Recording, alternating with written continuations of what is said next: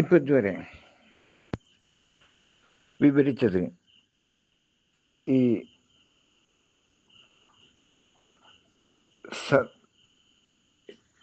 ക്രൈസ്തവ സഭ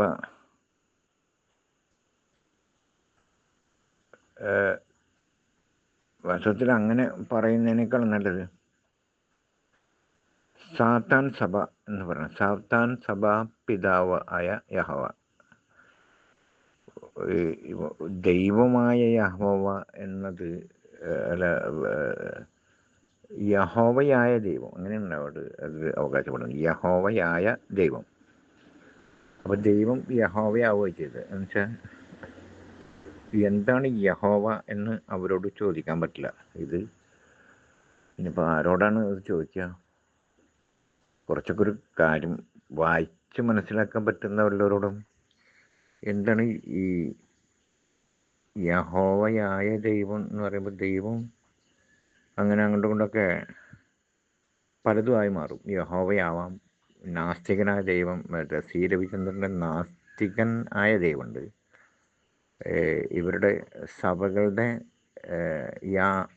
യഹോവയായ ദൈവം, അങ്ങനെ ഇപ്പം ഇവരെ സംബന്ധിച്ചിടത്തോളം ക്രൂരനായ ദൈവം, അങ്ങനെ എന്താ പറയുക, മനുഷ്യപ്പറ്റില്ലാത്ത ദൈവങ്ങൾ എന്ന രീതിയിൽ. അതിപ്പോൾ ബിംബം ദൈവമാണ്, ദൈവത്തിൻ്റെ രൂപം. അപ്പോൾ രൂപങ്ങളാണ് പല രൂപങ്ങളിൽ. അതായത് തൂണിലും തുരുമ്പിലും ദൈവമുണ്ട്. ഈ തൂണിലും തുരുമ്പിലൊക്കെ ദൈവത്തെ കുടിയിരുത്തിയിട്ട് ഇപ്പം എന്താ അതുകൊണ്ട് കാര്യം എന്നൊന്നും ചോദിക്കാൻ പറ്റില്ല. അത് അവരുടെ സ്വതന്ത്ര ചിന്തയാണ്, അവരുടെ തോന്നലനുസരിച്ച് പല മനുഷ്യർക്കും പല തോന്നലും പല രീതിയിൽ അത് വിവരിക്കാം. അപ്പോൾ അങ്ങനെ വരുമ്പോൾ, ഇപ്പം നേരത്തെ ഇതിൽ ഈ സർവശക്തനായ സാത്താൻ്റെ സത്യവേദ പുസ്തകം എന്ന് പറഞ്ഞിട്ട് ഇപ്പോൾ ഉൽപ്പത്തിയിലുള്ള 4 അധ്യായമാണ് വിവരിച്ചത്. ഇനി 5-ാമത്തെ അധ്യായത്തിൽ, അധ്യായം 5:1, ആദാമിൻ്റെ വംശ പാരമ്പര്യമാവിത് എന്ന് പറയുന്നത് തുടങ്ങാം. ആദാമിൻ്റെ വംശപാരമ്പര്യമാവിത്. ദൈവം മനുഷ്യനെ സൃഷ്ടിച്ചപ്പോൾ ദൈവത്തിൻ്റെ സാദൃശ്യത്തിൽ അവനുണ്ടാക്കി. അപ്പം ദൈവത്തെ കാണാത്തവൻ ആരെ കണ്ടാൽ മതി? മനുഷ്യനെ കണ്ടാൽ മതി. ആൾദൈവങ്ങളാണ്. അത് ആൺദൈവങ്ങളാണ്, അല്ലാണ്ട് പെൺദൈവമല്ലല്ലോ. പെൺദൈവം എവിടെയല്ല, ഇവരുടെ സഭയിൽ പെൺദൈവമല്ല. പക്ഷേ ഇവിടെ വാസ്തവത്തിൽ പെൺദൈവങ്ങളുണ്ട്. കാരണം രാമൻ, സീത, ശിവൻ, പാർവതി, കൃഷ്ണൻ, രാധ, അങ്ങനെയൊക്കെ ഉള്ള പെൺദൈവം. രാധ, കൃഷ്ണൻ, അതേപോലെ തന്നെ സീതാരാമൻ, അതേപോലെ തന്നെ ശിവ, പാർവതി, ഇങ്ങനെയുള്ള ദൈവസങ്കല്പങ്ങളൊക്കെ ഉണ്ട്. അത് അവർക്ക് ആദാമിനെ പറ്റി അറിയില്ല. ഇവർക്കൊക്കെ ഉണ്ടല്ലോ, ഈ ശിവപാർവതി, അതല്ലെങ്കിൽ സീതാരാമൻ, അതേപോലെ തന്നെ രാധാകൃഷ്ണൻ, ഇങ്ങനെയുള്ള ഇവർക്ക് ആദാമിനെ പറ്റി അറിയില്ല. അപ്പോൾ നമുക്കിപ്പോൾ തൽക്കാലം ഇതന്നെ വ്യാഖ്യാനിച്ചു തുടങ്ങാം. അധ്യായം 5:1, ആദാമിൻ്റെ വംശപാരമ്പര്യമാവിത്. ദൈവം മനുഷ്യനെ സൃഷ്ടിച്ചപ്പോൾ ദൈവത്തിൻ്റെ സാദൃശ്യത്തിൽ അവനെ ഉണ്ടാക്കി, ആണും പെണ്ണുമായി അവരെ സൃഷ്ടിച്ചു. സൃഷ്ടിച്ച നാളിൽ അവരെ അനുഗ്രഹിക്കുകയും അവർക്ക് ആദാമെന്ന് പേരിടുകയും ചെയ്തു. അപ്പോൾ അവർക്കെല്ലാം ചേർന്നാണ് ആദാമെന്ന് പേരിട്ടത്. അപ്പോൾ ആദാമിന് 130 വയസ്സായപ്പോൾ അവൻ തൻ്റെ സാദൃശ്യത്തിൽ തൻ്റെ സ്വരൂപപ്രകാരം ഒരു മകനെ ജനിപ്പിച്ചു. അവന് ശേത്ത് എന്ന് പേരിട്ടു. മറ്റത് അവ്വയുടെ മക്കളാണ്. ഈ 4 ഉൽപ്പത്തി പുസ്തകം 4 അധ്യായം വരെ അവ്വയുടെ മക്കളാവുമ്പോൾ, ഇത് ഒരു മകനെ ആദാമിന് 130 വയസ്സായപ്പോൾ അവൻ തൻ്റെ സാദൃശ്യത്തിൽ തൻ്റെ സ്വരൂപപ്രകാരം ഒരു മകനെ ജനിപ്പിച്ചു. അവന് ശേത്ത് എന്ന് പേരിട്ടു. ശേത്തിനെ ജനിപ്പിച്ച ശേഷം ആദാം 800 സംവത്സരം ജീവിച്ചിരുന്നു. പുത്രന്മാരെയും പുത്രിമാരെയും ജനിപ്പിച്ചു. ആദാമിൻ്റെ ആയുഷ്കാലം ആകെ 930 സംവത്സരമായിരുന്നു. പിന്നെ അവൻ മരിച്ചു. അപ്പോൾ ഈ ആദാം മരിച്ചിട്ട് ഈ ആദാമിൻ്റെ ശവശരീരം വാസ്തവത്തിൽ ഏത് സെമിത്തേരിയിലാണ് അടക്കം ചെയ്തത് എന്ന് അവരോട് ചോദിക്കാൻ പറ്റില്ല. സഭയെ പോയിട്ട് ചോദിക്കാൻ പറ്റില്ല. കാരണം അതൊക്കെ അരമന രഹസ്യങ്ങളാണ് സഭ പിതാക്കളുടെ. ഇനി 6-ാമത്തെ വചനം, ഇത് ആദാം മരിച്ചല്ലോ. എത്ര 930 സംവത്സരമായിരുന്നു. പിന്നെ അവൻ മരിച്ചു. ചേത്തിനു 105 വയസ്സായപ്പോൾ അവൻ ഏനോശിനെ ജനിപ്പിച്ചു. ഈ ചേത്ത് എന്ന് പറഞ്ഞാൽ ആദാമിൻ്റെ സ്വരൂപത്തിൽ ജനിപ്പിച്ചു. അത് ആദാം ശേത്തിനെ ജനിപ്പിച്ച ശേഷം ആദാം 800 സംവത്സരം ജീവിച്ചല്ലോ. അപ്പോൾ ശേത്തിനു 105 വയസ്സായപ്പോൾ അവൻ ഏനോശിനെ ജനിപ്പിച്ചു. ഏനോശിനെ ജനിപ്പിച്ച ശേഷം ശേത്ത് 807 സംവത്സരം ജീവിച്ചിരുന്നു. പുത്രന്മാരെയും പുത്രിമാരെയും ജനിപ്പിച്ചു. ശേത്തിൻ്റെ ആയുഷ്കാലം ആകെ 912 സംവത്സരമായിരുന്നു. പിന്നെ അവൻ മരിച്ചു. ഏനോശിന് 90 വയസ്സായപ്പോൾ അവൻ കേനാനെ ജനിപ്പിച്ചു. കേനാനെ ജനിപ്പിച്ച ശേഷം ഏനോശ് 815 സംവത്സരം ജീവിച്ചിരുന്നു. പുത്രന്മാരെയും പുത്രിമാരെയും ജനിപ്പിച്ചു. ഏനോശിൻ്റെ ആയുഷ്കാലം ആകെ 905 സംവത്സരമായിരുന്നു. പിന്നെ അവൻ മരിച്ചു. കേനാൻ 70 വയസ്സായപ്പോൾ അവൻ മഹലലേലിനെ ജനിപ്പിച്ചു. മഹലലേലിനെ ജനിപ്പിച്ച ശേഷം കേനാൻ 840 സംവത്സരം ജീവിച്ചിരുന്നു. പുത്രന്മാരെയും പുത്രിമാരെയും ജനിപ്പിച്ചു. കേനാനിൻ്റെ ആയുഷ്കാലം ആകെ 910 സംവത്സരമായിരുന്നു. പിന്നെ അവൻ മരിച്ചു. മഹലലേലിന് 65 വയസ്സായപ്പോൾ അവൻ യാരേദിനെ ജനിപ്പിച്ചു. യാരേദിനെ ജനിപ്പിച്ച ശേഷം മഹലലേൽ 830 സംവത്സരം ജീവിച്ചിരുന്നു. പുത്രന്മാരെയും പുത്രിമാരെയും ജനിപ്പിച്ചു. മഹലലേലിൻ്റെ ആയുഷ്കാലം ആകെ 895 സംവത്സരമായിരുന്നു. പിന്നെ അവൻ മരിച്ചു. യാരോദിന് 162 വയസ്സായപ്പോൾ അവൻ ഹാനോക്കിനെ ജനിപ്പിച്ചു. ഹാനോക്കിനെ ജനിപ്പിച്ച ശേഷം യാരേദ് 800 സംവത്സരം ജീവിച്ചിരുന്നു. പുത്രന്മാരെയും പുത്രിമാരെയും ജനിപ്പിച്ചു. യാരേദിൻ്റെ ആയുഷ്കാലം ആകെ 962 സംവത്സരമായിരുന്നു. പിന്നെ അവൻ മരിച്ചു. ഹാനോക്കിന് 65 വയസ്സായപ്പോൾ അവൻ മെഥൂശലഹിനെ ജനിപ്പിച്ചു.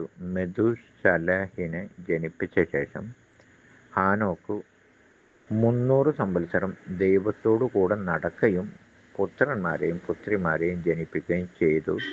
ഹാനോക്കിൻ്റെ ആയുഷ്കാലം ആകെ 365 സംവത്സരമായിരുന്നു. ഹാനോക്ക് ദൈവത്തോടു കൂടെ നടന്നു. ദൈവം അവനെ എടുത്തു കൊണ്ടതിനാൽ കാണാതെയായി. ദൈവത്തിൻ്റെ കയ്യിൽ നിന്ന് നഷ്ടപ്പെട്ടു തോന്നുന്നുണ്ട്. 25-ാമത്തെ വചനം, മെഥൂശലഹിനു 157 വയസ്സായപ്പോൾ അവൻ ലാമേക്കിനെ ജനിപ്പിച്ചു. ലാമേക്കിനെ ജനിപ്പിച്ച ശേഷം മെഥൂശലഹ് 782 സംവത്സരം ജീവിച്ചിരുന്നു. പുത്രന്മാരെയും പുത്രിമാരെയും ജനിപ്പിച്ചു. മെഥൂശലഹിൻ്റെ ആയുഷ്കാലം ആകെ 969 സംവത്സരമായിരുന്നു. പിന്നെ അവൻ മരിച്ചു. ലാമേക്കിനു 152 വയസ്സായപ്പോൾ അവൻ ഒരു മകനെ ജനിപ്പിച്ചു. യഹോവ ശപിച്ച ഭൂമിയിൽ നമ്മുടെ പ്രവൃത്തിയിലും നമ്മുടെ കൈകളുടെ പ്രയത്നത്തിലും ഇവൻ നമ്മെ ആശ്വസിപ്പിക്കുമെന്ന് പറഞ്ഞു അവന് നോഹ എന്ന് പേരിട്ടു. അപ്പം നോഹയുടെ പാരമ്പര്യമാണ് ഇപ്പം ഇതുവരെ പറഞ്ഞത്. 25-ാം അധ്യായത്തിലെ 29 വചനം വരെ. ഇനി നോഹയെ പറ്റിയാണ് വിവരിക്കുന്നത്. 30-ാമത്തെ വചനം, നോഹയെ ജനിപ്പിച്ച ശേഷം ലാമേക്ക് 595 സംവത്സരം ജീവിച്ചിരുന്നു. പുത്രന്മാരെയും പുത്രിമാരെയും ജനിപ്പിച്ചു. ലാമേക്കിൻ്റെ ആയുഷ്കാലം ആകെ 777 സംവത്സരമായിരുന്നു. പിന്നെ അവൻ മരിച്ചു. നോഹയ്ക്ക് 500 വയസ്സായ ശേഷം നോഹ ശെമേലിനെയും ഹാമീനെയും യാഫത്തിനെയും ജനിപ്പിച്ചു. അപ്പം നോഹയ്ക്ക് 500 വയസ്സാകുമ്പോഴാണ് വയസ്സായ ശേഷം 500 വയസ്സ് കഴിഞ്ഞിട്ട് നോഹ ശെമിനെയും ഹാമിനെയും യാഫത്തിനെയും ജനിപ്പിച്ചു. 6-ാം അധ്യായം. മനുഷ്യൻ ഭൂമിയിൽ പെരുകി തുടങ്ങി. കാരണം ഈ നോഹിൻ്റെ മുൻ പാരമ്പര്യത്തിലുള്ള മനുഷ്യർ ഭൂമിയിൽ പെരുകി തുടങ്ങി. അവർക്ക് പുത്രിമാർ ജനിച്ചപ്പോൾ ദൈവത്തിൻ്റെ പുത്രന്മാർ മനുഷ്യരുടെ പുത്രിമാരെ സൗന്ദര്യമുള്ളവരെന്നു കണ്ടിട്ടു തങ്ങൾക്ക് ബോധിച്ച എല്ലാവരെയും ഭാര്യമാരായി എടുത്തു. അപ്പോൾ ഇതൊക്കെ ഉണ്ടല്ലോ, നോഹ വരെയുള്ള ആൺമക്കളൊക്കെ ദൈവത്തിൻ്റെ പുത്രന്മാരാണ്.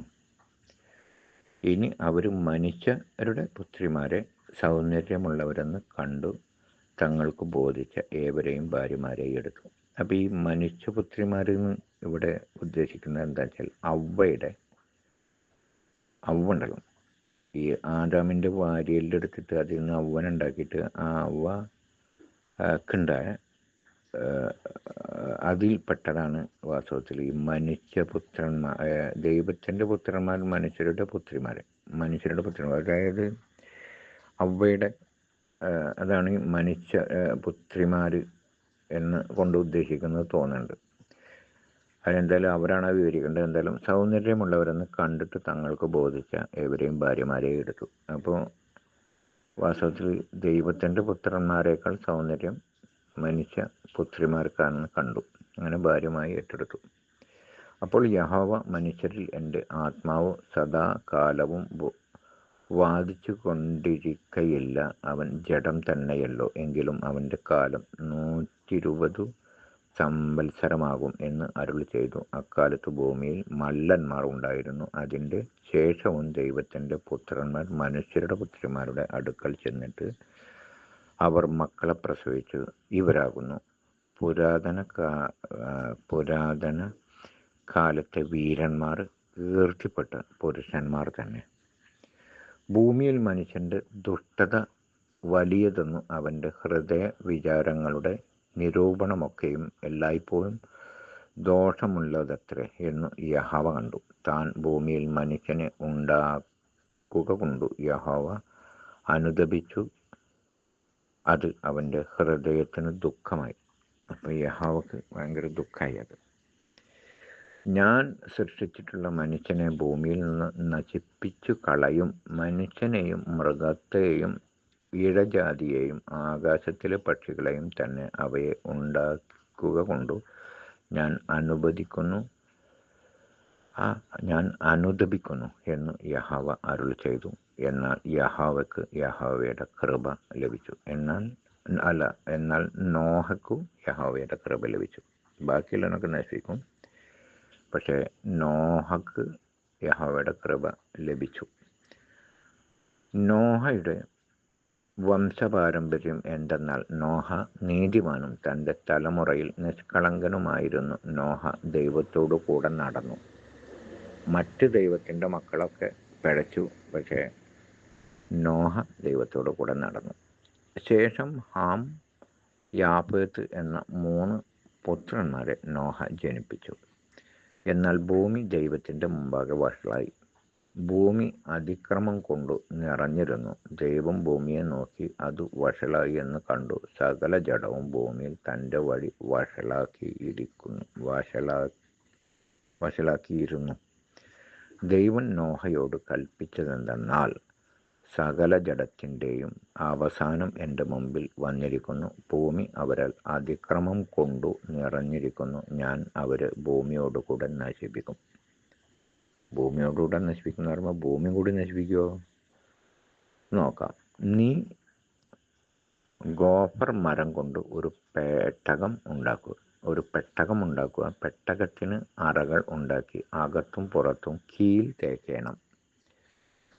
അത് ഉണ്ടാകേണ്ടത് എങ്ങനെയെന്നാൽ പേട്ടകത്തിൻ്റെ നീളം 300 മുഴം, വീതി 50 മുഴം, ഉയരം 30 മുഴം. പേട്ടകത്തിനു കിളിവാതിൽ ഉണ്ടാക്കണം. മേൽ നിന്ന് 1 മുഴം താഴെ അതിന് വയ്ക്കണം. പേട്ടകത്തിൻ്റെ വാതിൽ അതിൻ്റെ വശത്തു വയ്ക്കണം. താഴത്തെയും രണ്ടാമത്തെയും മൂന്നാമത്തെയും തട്ടായി അതിന് ഉണ്ടാക്കണം. ആകാശത്തിൻ കീഴിൽ നിന്നും ജീവശ്വാസമുള്ള സർവ്വജഡത്തെയും നശിപ്പാൻ ഞാൻ ഭൂമിയിൽ ഒരു ജലപ്രളയം വരുത്തും. ഭൂമിയിലുള്ളതൊക്കെയും നശിച്ചു പോകും. നിന്നോടോ ഞാൻ ഒരു നിയമം ചെയ്യും. നീയും നിന്റെ പുത്രന്മാരും ഭാര്യയും പുത്രന്മാരുടെ ഭാര്യമാരും പേട്ടകത്തിൽ കടക്കണം. സകല ജീവികളിൽ നിന്നും സർവ്വജഡത്തിൽ നിന്നും തന്നെ ഈരണ്ടിനെ നിന്നോടുകൂടെ ജീവരക്ഷക്കായിട്ടു പേട്ടകത്തിൽ കയറ്റണം. അവ ആണും പെണ്ണുമായിരിക്കണം.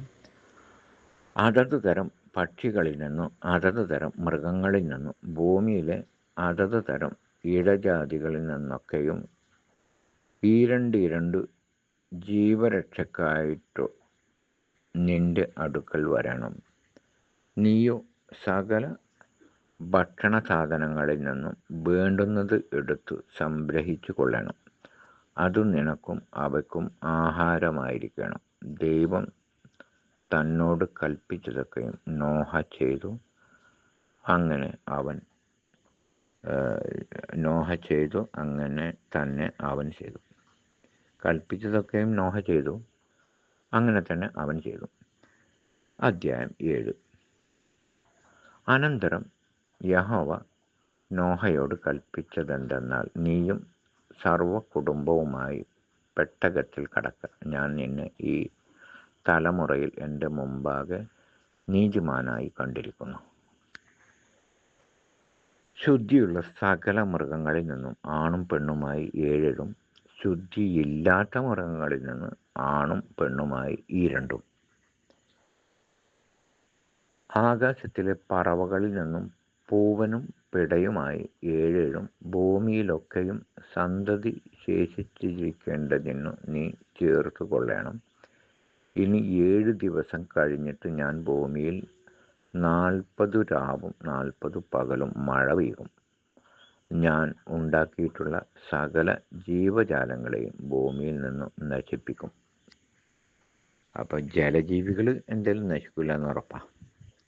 ബാക്കി ജലജീവികളല്ലാതെ കരജീവിയും അതേപോലെ തന്നെ പറവകളും ഒക്കെ നശിക്കാൻ പോവുകയാണ്. യഹോവ തന്നോട് കൽപ്പിച്ച പ്രകാരമൊക്കെയും നോഹ ചെയ്തു. ഭൂമിയിൽ ജലപ്രളയം ഉണ്ടായപ്പോൾ നോഹയ്ക്ക് 600 വയസ്സായിരുന്നു. നോഹയും പുത്രന്മാരും അവൻ്റെ ഭാര്യയും പുത്രന്മാരുടെ ഭാര്യമാരും ജലപ്രളയം നിമിത്തം പെട്ടകത്തിൽ കടന്നു. ശുദ്ധിയുള്ള മൃഗങ്ങളിൽ നിന്നും ശുദ്ധിയില്ലാത്ത മൃഗങ്ങളിൽ നിന്നും പറവകളിൽ നിന്നും ഭൂമിയിലുള്ള ഇഴജാതിയിൽ നിന്നൊക്കെയും ദൈവം നോഹയോട് കൽപ്പിച്ച പ്രകാരം ഈരണ്ട് ആണും പെണ്ണുമായി നോഹയുടെ അടുക്കൽ വന്നു പെട്ടകത്തിൽ കടന്നു. 7 ദിവസം കഴിഞ്ഞ ശേഷം ഭൂമിയിൽ ജലപ്രളയം തുടങ്ങി. നോഹയുടെ ആയുസിൻ്റെ 600-ാം സംവത്സരത്തിൽ 2-ാം മാസം 17-ാം തീയതി അന്ന് തന്നെ ആഴിയുടെ ഉറവുകളൊക്കെയും പിളർന്നു. ആകാശത്തിൻ്റെ കിളിവാതിലുകളും തുറന്നു. 40 രാവും 40 പകലും ഭൂമിയിൽ മഴ പെയ്തു.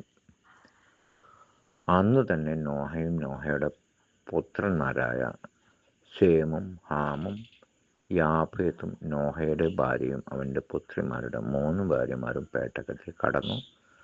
അവരും അതത് തരം കാട്ടുമൃഗങ്ങളും അതത് തരം കന്നുകാലികളും നിലത്ത് ഇഴയുന്ന അതത് തരം ഇഴജാതിയും അതത് തരം പറവകളും അതത് തരം പക്ഷികളും തന്നെ.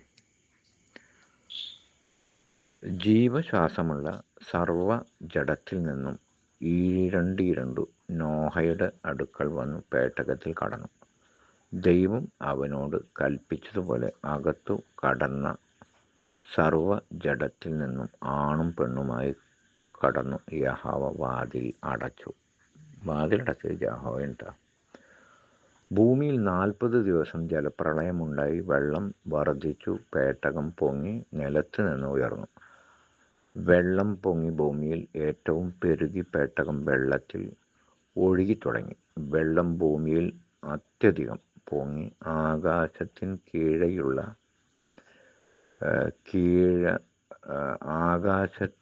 കീഴെങ്ങുമുള്ള ഉയർന്ന പർവ്വതങ്ങളൊക്കെയും മൂടിപ്പോയി. പർവ്വതങ്ങൾ മൂടുവാൻ തക്കവണ്ണം വെള്ളം 15 മുഴം അവയ്ക്കു മീതെ പൊങ്ങി. പറവകളും കന്നുകാലികളും കാട്ടുമൃഗങ്ങളും നിലത്തുഴയുന്ന എല്ലാ ഇഴജാതിയുമായി ഭൂചര ജഡമൊക്കെയും സകല മനുഷ്യരും ചത്തുപോയി. കരയുള്ള സകലത്തിലും മൂക്കിൽ ജീവശ്വാസമുള്ളതൊക്കെയും ചത്തു.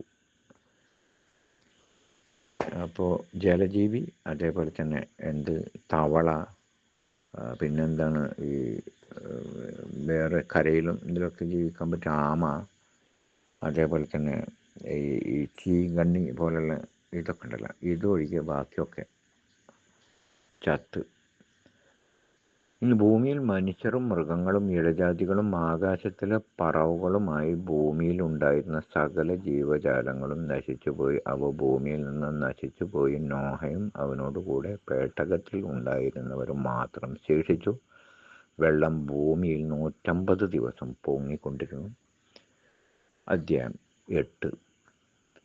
ദൈവം നോഹയെയും അവനോടുകൂടെ പേട്ടകത്തിലുള്ള സകല ജീവികളെയും സകല മൃഗങ്ങളെയും ഓർത്തു. ദൈവം ഭൂമിമേൽ ഒരു കാറ്റ് അടുപ്പിച്ചു. വെള്ളം നിലച്ചു. ആഴിയുടെ ഉറവകളും ആകാശത്തിൻ്റെ കിളിവാതിലുകളും അടഞ്ഞു. ആകാശത്തു നിന്നുള്ള മഴയും നിന്നു. വെള്ളം ഇടവിടാതെ ഭൂമിയിൽ നിന്ന് ഇറങ്ങിക്കൊണ്ടിരുന്നു. 150 ദിവസം കഴിഞ്ഞ ശേഷം വെള്ളം കുറഞ്ഞു തുടങ്ങി. 7-ാം മാസം 17-ാം തീയതി പേട്ടകം ആരാരത്ത് പർവ്വതത്തിൽ ഉറച്ചു. 10-ാം മാസം വരെ വെള്ളം ഇടവിടാതെ കുറഞ്ഞു. 10-ാം മാസം 1-ാം തീയതി പർവ്വത ശിഖരങ്ങൾ കാണാതായി. പർവ്വത ശിഖരങ്ങൾ കാണാൻ പറ്റുന്ന അവസ്ഥയിലായിരുന്നു. കാണായി. നല്ലൊരു ദിവസം കഴിഞ്ഞ ശേഷം നോഹ താൻ പെട്ടകത്തിന് ഉണ്ടാക്കിയിരുന്ന കിളിവാതിൽ തുറന്നു. അവൻ ഒരു മലങ്കാക്കയെ പുറത്തു വിട്ടു. അത് പുറപ്പെട്ടു ഭൂമിയിൽ വെള്ളം വറ്റിപ്പോയതുവരെ പോയും വന്നും കൊണ്ടിരുന്നു. ഭൂമിയിൽ വെള്ളം കുറഞ്ഞുവോ എന്ന് അറിയേണ്ടതിന് അവൻ ഒരു പ്രാവിനെയും തൻ്റെ അടുക്കൽ നിന്നും പുറത്തു വിട്ടു.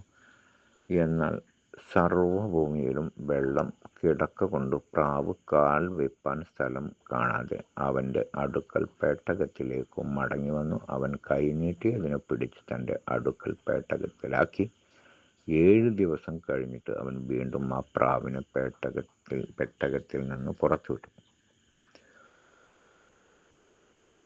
പ്രാവ് വൈകുന്നേരത്ത് അവൻ്റെ അടുക്കൽ വന്നു. അതിൻ്റെ വായിൽ അതാ ഒരു പച്ച ഒലീവില. അതിനാൽ ഭൂമിയിൽ വെള്ളം കുറഞ്ഞു എന്ന് നോഹ അറിഞ്ഞു. അപ്പോൾ ഇത് നോഹയോട് യഹോവക്ക് ഇതൊന്നും അറിയില്ലേ, വെള്ളം കുറഞ്ഞല്ല എന്നുള്ളത്? യഹോവ പേട്ടകത്തിന് പുറത്തല്ലേ. അത് ചോദിക്കാൻ ആരോടെ ചോദിക്കാം? എന്തായാലും അടുത്ത് വായിക്കാം. പിന്നെയും 7 ദിവസം കഴിഞ്ഞിട്ട് അവൻ ആ പ്രാവിനെ പുറത്തു വിട്ടു. അത് പിന്നെ അവൻ്റെ അടുക്കൽ മടങ്ങി വന്നില്ല. 601-ാം സംവത്സരം 1-ാം മാസം 1-ാം തീയതി ഭൂമിയിൽ വെള്ളം വറ്റിപ്പോയിരുന്നു. നോഹ പെട്ടകത്തിൻ്റെ മേൽത്തട്ട് നീക്കി ഭൂതലം ഉണങ്ങി ഇരിക്കുന്നു എന്ന് കണ്ടു. 2-ാം മാസം 27-ാം തീയതി ഭൂമി ഉണങ്ങിയിരുന്നു. ദൈവം നോഹയ്ക്ക് അരുൾ ചെയ്തത്. അപ്പോൾ ഇത് വെള്ളം കുറഞ്ഞെന്നുള്ളതിന് ഒരു പ്രാവിനൊക്കെ പറഞ്ഞേക്കേണ്ടി വരിക. ഇപ്പം ഈ പെട്ടകത്തിനുള്ളിൽ ഈ യഹോവ ഇല്ലല്ലോ, യഹോവ പുറത്തല്ല. അപ്പം യഹോവ അത് ഒന്നും പറയാതെ ദൈവൻ നോഹയോട് അരുൾ ചെയ്തെന്തെന്ന്, നീയും നിൻ്റെ ഭാര്യയും പുത്രന്മാരും പുത്രന്മാരുടെ ഭാര്യമാരും പെട്ടകത്തിൽ നിന്നും പുറത്തിറങ്ങുവാൻ പറവകളും മൃഗങ്ങളും നിലത്തിഴയുന്ന ഇഴജാതിയുമായ സർവ്വജഡത്തിൽ നിന്നും നിന്നോടുകൂടെ ഇരിക്കുന്ന സകല ജീവികളെയും പുറത്തു കൊണ്ടുവരിക. അവ ഭൂമിയിൽ അനവധിയായി വർദ്ധിക്കുകയും പെറ്റുപെരുകുകയും ചെയ്യട്ടെ. അങ്ങനെ നോഹയും അവൻ്റെ പുത്രന്മാരും ഭാര്യയും പുത്രന്മാരുടെ ഭാര്യമാരും പുറത്തിറങ്ങി സകല മൃഗങ്ങളും ഇഴജാതികളൊക്കെയും എല്ലാ പറവകളും ഭൂചരങ്ങളൊക്കെയും ജാതി ജാതിയായി പേട്ടകത്തിൽ നിന്ന് ഇറങ്ങി. നോഹ യഹോവയ്ക്ക് ഒരു യാഗപീഠം പണിതും ശുദ്ധിയുള്ള സകല മൃഗങ്ങളിലും ശുദ്ധിയുള്ള എല്ലാ പറവകളിലും ചിലത് എടുത്ത് യാഗപീഠത്തിന്മേൽ ഹോമയാഗം അർപ്പിച്ചു. യഹോവ സൗരഭ്യവാസന മണത്തപ്പോൾ യഹോവ തൻ്റെ ഹൃദയത്തിൽ അരുളി ചെയ്തത്, ഞാൻ മനുഷ്യൻ്റെ നിമിത്തം ഇനി ഭൂമിയെ ശപിക്കയില്ല. മനുഷ്യൻ്റെ മനോനിരൂപണം ബാല്യം മുതൽ ദോഷമുള്ളത് ആകുന്നു. ഞാൻ ചെയ്തതുപോലെ സകല ജീവികളെയും ഇനി നശിപ്പിക്കില്ല എന്ന് പ്രതിജ്ഞ ചെയ്തു യഹോവ. അപ്പോൾ ഭൂമിയുള്ള കാലത്തോളം വിതയും കൊയ്ത്തും ശീതവും ഉഷ്ണവും വേനലും വർഷവും രാവും പകലും നിന്നു പോകയില്ല. 9-ാം അധ്യായം. ദൈവം നോഹയെയും അവൻ്റെ പുത്രന്മാരെയും അനുഗ്രഹിച്ച് അവരോട് അരുൾ ചെയ്തതെന്തെന്നാൽ, നിങ്ങൾ സന്താനപുഷ്ടിയുള്ളവരായി പെരുകി ഭൂമിയിൽ നിറവീൻ. നിങ്ങളെയുള്ള പേടിയും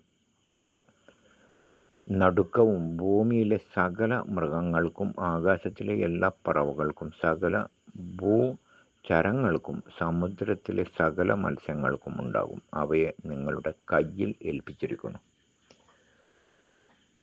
ഭൂചരജന്തുക്കളൊക്കെയും നിങ്ങൾക്ക് ആഹാരമായിരിക്കട്ടെ. പച്ച സസ്യം പോലെ ഞാൻ സകലവും നിങ്ങൾക്ക് തന്നിരിക്കുന്നു.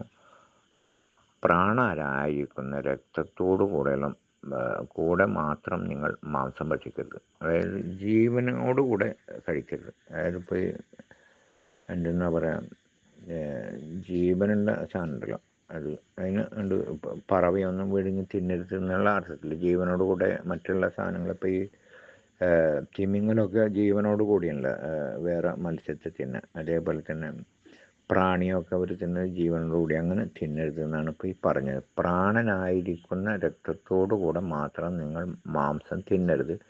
നിങ്ങളുടെ പ്രാണനായിരിക്കുന്ന നിങ്ങളുടെ രക്തത്തിന് ഞാൻ പകരം ചോദിക്കും. സകല മൃഗത്തോടും മനുഷ്യനോടും ചോദിക്കും. അവനവൻ്റെ സഹോദരനോടും ഞാൻ മനുഷ്യൻ്റെ പ്രാണന് പകരം ചോദിക്കും. ആരെങ്കിലും മനുഷ്യൻ്റെ രക്തം ചൊരിയിച്ചാൽ അവൻ്റെ രക്തം മനുഷ്യൻ ചൊരിയിക്കും. ദൈവത്തിൻ്റെ സ്വരൂപത്തിലല്ലോ മനുഷ്യനെ ഉണ്ടാക്കിയത്. ആകയാൽ നിങ്ങൾ സന്താനപുഷ്ടിയുള്ളവരായി പെരുകുവീൻ, ഭൂമിയിൽ അനവധിയായി പെറ്റുപെരുകുവീൻ. ദൈവം പിന്നെയും നോഹയോട് അവൻ്റെ പുത്രന്മാരോടും അരുളി ചെയ്തത്, ഞാൻ ഇതാ നിങ്ങളോടും നിങ്ങളുടെ സന്തതിയോടും ഭൂമിയിൽ നിങ്ങളോട് കൂടെ ഉള്ള പക്ഷികളും കന്നുകാലികളും കാട്ടുമൃഗങ്ങളുമായ സകല ജീവജന്തുക്കളോടും പെട്ടകത്തിൽ നിന്നും പുറപ്പെട്ട സകലവുമായി ഭൂമിയിലെ സകല മൃഗങ്ങളോടും ഒരു നിയമം ചെയ്യുന്നു.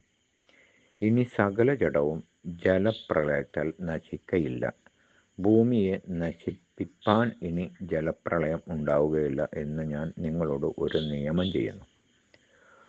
പിന്നെയും ദൈവം അരുളി ചെയ്തത്, ഞാനും നിങ്ങളും നിങ്ങളോട് കൂടെ ഉള്ള സകല ജീവജന്തുക്കളും തമ്മിൽ തലമുറയോളം സദാകാലത്തേക്കും ചെയ്യുന്ന നിയമത്തിൻ്റെ അടയാളം ആവിത്. ഞാൻ എൻ്റെ വില്ല് മേഘത്തിൽ വെക്കുന്നു. അതു ഞാനും ഭൂമിയും തമ്മിലുള്ള നിയമത്തിന് അടയാളമായിരിക്കും. ഞാൻ ഭൂമിയുടെ മീതെ മേഘം വരുത്തുമ്പോൾ മേഘത്തിൽ വില്ല് കാണും. അപ്പോൾ ഞാനും നിങ്ങളും സർവ്വജഡവുമായ സകല ജീവജന്തുക്കളും തമ്മിലുള്ള എൻ്റെ നിയമം ഞാൻ ഓർക്കും. ഇനി സകല ജഡത്തെയും നശിപ്പിപ്പാൻ വെള്ളം ഒരു പ്രളയമായി തീരുകയുമില്ല. വില്ല് മേഘത്തിൽ ഉണ്ടാകും. ദൈവവും ഭൂമിയിലെ സർവ്വജഡവുമായ സകല ജീവികളും തമ്മിൽ എന്നേക്കുമുള്ള നിയമം ഓർക്കേണ്ടത് ഞാൻ അതിനെ നോക്കും. ഞാൻ ഭൂമിയിലുള്ള സർവ്വജഡത്തോടും ചെയ്തിരിക്കുന്ന നിയമത്തിന് ഇത് അടയാളം എന്നും ദൈവം നോഹയോട് അരുൾ ചെയ്തു. പെട്ടകത്തിൽ നിന്ന് പുറപ്പെട്ടവരായ നോഹയുടെ പുത്രന്മാർ ശേമും ഹാമും യാഫേത്തുമായിരുന്നു. ഹാം എന്നവനോ കാനാന്റെ പിതാവ്. ഇവർ മൂവരും നോഹയുടെ പുത്രന്മാർ. അവരെ കൊണ്ടു ഭൂമിയൊക്കെയും നിറഞ്ഞു. നോഹ കൃഷി ചെയ്യുവാൻ തുടങ്ങി. ഒരു മുന്തിരിത്തോട്ടം നട്ടുണ്ടാക്കി. അവൻ അതിലെ വീഞ്ഞ് കുടിച്ചു ലഹരി പിടിച്ചു. തൻ്റെ കൂടാരത്തിൽ വസ്ത്രം നീങ്ങിക്കിടന്നു. കാനാന്റെ പിതാവായ ഹാം പിതാവിൻ്റെ നഗ്നത കണ്ടു. വെളിയിൽ ചെന്നു തൻ്റെ 2 സഹോദരന്മാരെയും അറിയിച്ചു. ശേമും യാഫേത്തും ഒരു വസ്ത്രം എടുത്തു, ഇരുവരുടെയും തോളിൽ ഇട്ടു. വിമുഖരായി ചെന്നു പിതാവിൻ്റെ നഗ്നത മറച്ചു. അവരുടെ മുഖം തിരിഞ്ഞിരുന്നത് കൊണ്ട് അവർ പിതാവിൻ്റെ നഗ്നത കണ്ടില്ല. നോഹ ലഹരി വിട്ടുണർന്നപ്പോൾ തൻ്റെ ഇളയ മകൻ ചെയ്തത് അറിഞ്ഞു. അപ്പോൾ അവൻ, കനാൻ ശപിക്കപ്പെട്ടവൻ, അവൻ തൻ്റെ സഹോദരന്മാർക്ക് അധമ ദാസനായി തീരും എന്ന് പറഞ്ഞു. ശേമിൻ്റെ ദൈവമായ യഹോവ സ്തുതിക്കപ്പെട്ടവൻ, കനാൻ അവരുടെ ദാസനം. ദൈവം യാഫേത്തിനെ വർദ്ധിപ്പിക്കട്ടെ. അവൻ ശേമിൻ്റെ കൂടാരങ്ങളിൽ വസിക്കും. കാനാൻ അവരുടെ ദാസനാകും എന്നും അവൻ പറഞ്ഞു. ജലപ്രളയത്തിൻ്റെ ശേഷം നോഹ 350 സംവത്സരം ജീവിച്ചിരുന്നു. നോഹയുടെ ആയുഷ്കാലം ആകെ 950 സംവത്സരമായിരുന്നു. പിന്നെ അവൻ മരിച്ചു. ഇതാണിപ്പം നോഹിൻ്റെത്. ഇത് കോപ്പി ചെയ്തതാണ് 6-ാം നൂറ്റാണ്ടിൽ മുഹമ്മദ് നബി കോപ്പി ചെയ്തിട്ടാണ് ഇസ്ലാമിനെ ഉണ്ടാക്കിയത് എന്നാണ് വാസ്തവത്തിൽ.